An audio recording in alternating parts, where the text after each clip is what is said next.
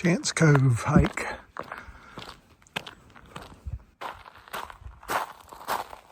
Welcome to the coastal hiking trail, where such fairies have lived for our whole lives. We have had many people come and go over the years. It has made for many stories, so we decided to tell you some of those stories. As you hike the trail, these stories will show you how important this trail has been to the members of this community.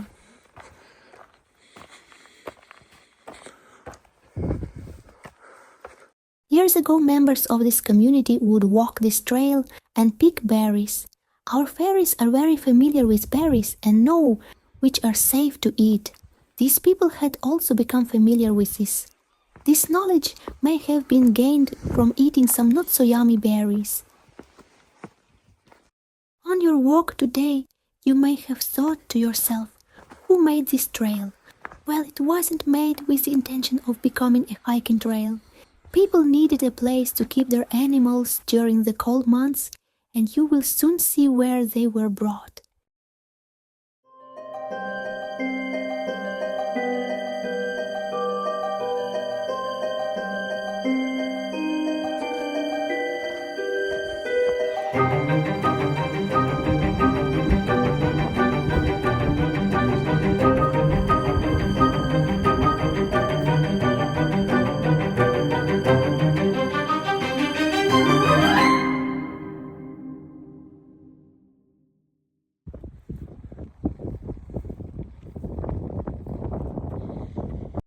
If you look below, you will see very large rocks next to the water. With the right winds, these rocks get covered in huge waves from the sea. Young boys would come over here during the summer with their fishing rods and catch fish standing on these rocks. We hated to see them coming on windy days because we knew they were going to get soaked. We always tried to use fairy magic to help them stay dry. Speaking about large waves, we noticed years ago that children were not allowed past this point on the trail after dusk because the waves would grow so large they would be swept out to sea. We can fly, so this never happened to us, but we have seen the waves get pretty big. We have reached the end of our journey through history, going through many years of people and animals on the trail. We started off seeing people come here to keep their pets and pick berries, being very scared of us. We now get to follow people like you as they go on a hike through our trail who don't turn their pockets inside out to protect themselves against us. We hope to see you soon for another hike on the Chance Cove hiking trail.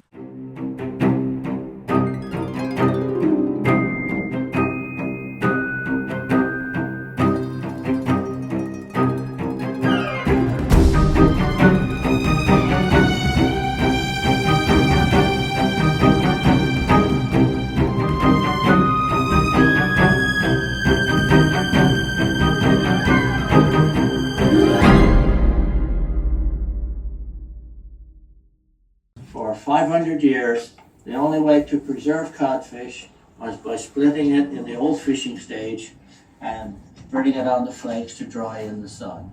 That's what I grew up with. So I'm going to demonstrate to you the assembly line of the splitting table. Around the splitting table was like an assembly line.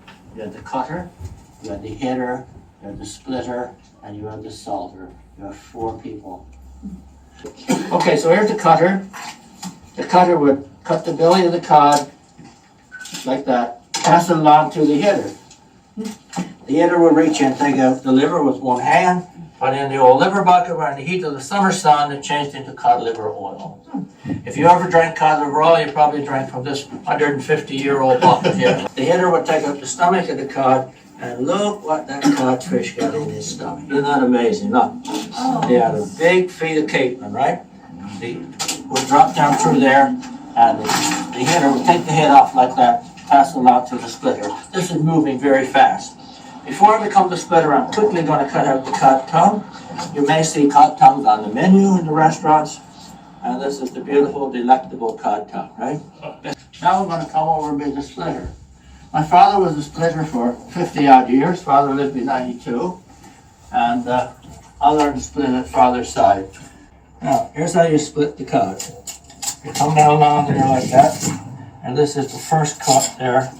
You notice how the table was cut out? That allows the fish to, the tail to go down through. You have to come through under the bone like that. And now I have made the round cod into the flat cod, and eventually the codfish will be salted away like this.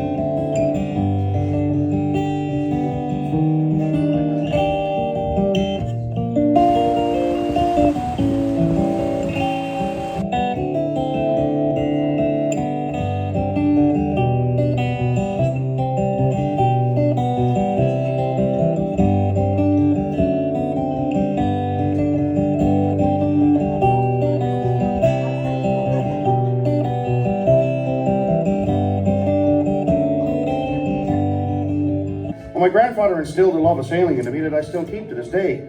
I always wanted my own sailboat, but I chose this career path here, see? So sailing's been a bit out of the budget. Sir, you got to learn how to speak like a Newfoundlander. That'll be hard. No. Not as hard as you think. You got to learn how to speak like a Newfoundlander. One question I'm going to ask is you a screecher? The proper response you got to give back to me and say it like you mean it. Deed-eye is me, old cock. Deed-eye is me, old cock. Oh my God, so you got it, huh? Deed-eye is me, old cock. Give it a breakfast roll. Deed-eye is me, old cock. Not bad for a bunch of men. So for months and months at sea, the sewage swished around in them old barrels, eh? And finally, when we get back to Newfoundland, Skipper, to celebrate, rolls one of the barrels out and kicks out the bung. Has a big swelling. Woo! You can hear the screech from around the bay. So that stuff gets insane. Fair warning to each and every one of you now, boys. Don't get it on your skin. And if you don't throw up on the floor, then only then can you call yourself honorary Newfoundlander. You ready? 1, 2, 3. Love me or beat you drunk. Woo! Oh yeah! On this day in Twillingate, Newfoundland, I'm proud to say that each and every one of you are now honorary. They spent the next 58 years together in that house, true love, and that house still sits on that hill to this very day, right where he built it. Eh?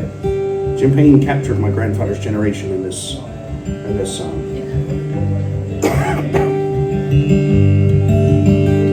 I've sailed this wide ocean for decades or more. Oft times I wonder what I do it for.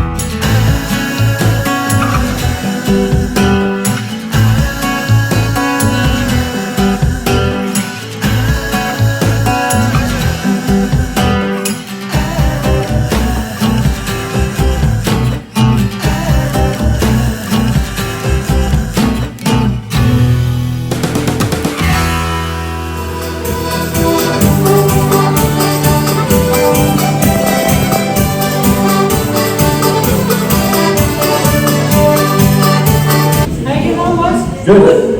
How you doing? Oh, that's fine. The cats are okay? Yeah. Yeah.